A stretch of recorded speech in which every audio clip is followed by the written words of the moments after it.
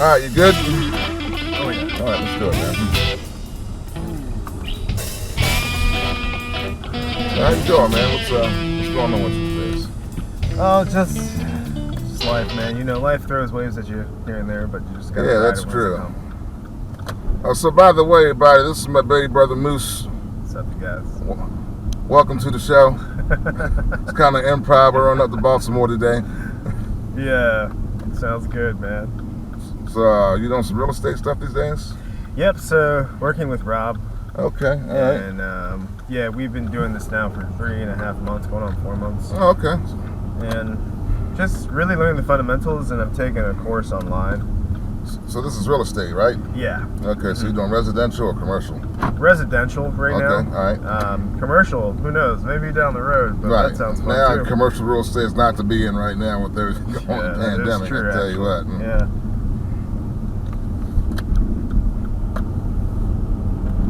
So you've been checking out this craziness in Texas? You know, like, I didn't realize how bad it was until, like, Mom was basically telling me more about it, because I haven't really been keeping up with the news as much as I usually would prefer, just because so much craziness is going on, and I'm trying to just stay more upbeat and positive, but at the same time, it's important to, like, be aware of what's going on around you and stuff. So. Well, basically, here's what happened. So, you know, this goes back decades. Texas is on its own electrical grid. At least most of Texas is. And this was because they didn't want to be told what to do when it came to regulation and everything else. So what wound up happening is you had one of these severe ice storms that came through, and so all of the mechanisms involved and in place which were responsible for pumping natural gas and the oil and like everything else, and even some of the windmills froze up.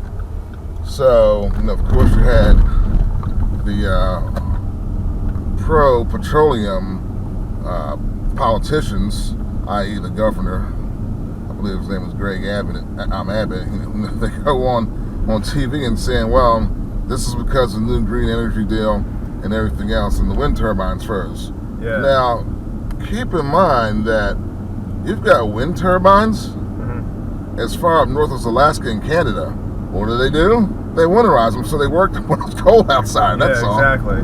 So it's you know, it's just a big old mess up there. You know, that's all. So I know, like, people have been without power for some time. yeah, I mean, so they finally got some people. You know, they're starting to get everything back online, but the infrastructure is going to be it's colossally damaged because you have all these frozen water pipes and everything else. Oh yeah. And that's the hidden damage. So in some cases, not only do you have to go through and obviously replace the frozen pipes in houses and businesses, but that does not count like all the drywall and the wood and like everything else, and then of course the decontamination process, so that you don't have to worry about mold and mildew and like everything else.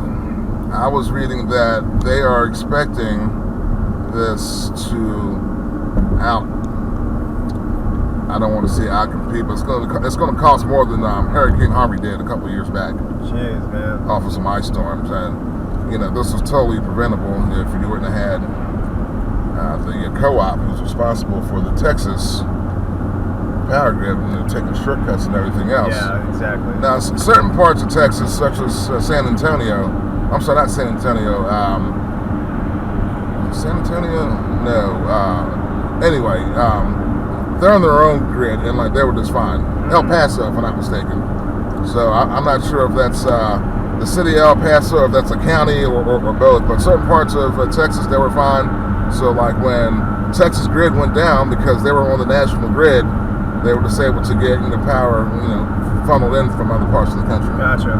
So because they weren't following those regulations, they just they chose not to. They wanted to be their own thing. They didn't want to be told what to do. So Texas mentality, right? Texas mentality, yes, exactly.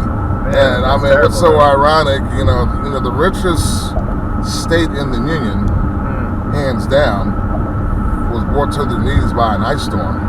Isn't that something? That's crazy. I think a lot of times we think we're invincible, but just without the most simplest things, and how they're like taken away from us by the simplest things. Correct. It's just like the irony in all of it, and just crazy. like we should have the abilities to know how to like take care of ourselves. Right. It's really important to learn survival skills. Well, I want to learn survival skills, but too, it's okay to be reliant on, I guess, on your neighbor.